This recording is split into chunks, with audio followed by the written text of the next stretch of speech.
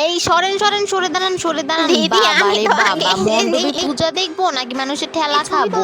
এই আপনি আমার আগে আসছেন কেন? হ্যাঁ, আরে ও দিদি, মাথায় সমস্যা আছে নাকি? হ্যাঁ, আপনি তো ওনার পরে। এই একদম চুপ, বলে দিলাম কিন্তু। হ্যাঁ, এটা আমাদের পাড়ার পুজো, এখানে কিন্তু একদম বাটপারি চলবে না।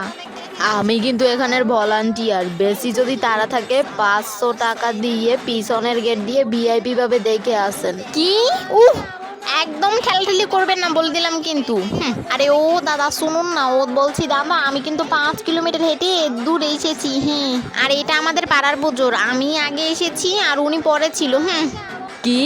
আর উনি তো 8 কিলোমিটার হেঁটে এসেছে। যান যান ভাগেন। কি তা? এত বড় সাহস আমার আটকানো? আমার পাড়ার পুজো আর তুমি আমারই আটকাবা? তোরে তো আজ খাইছি।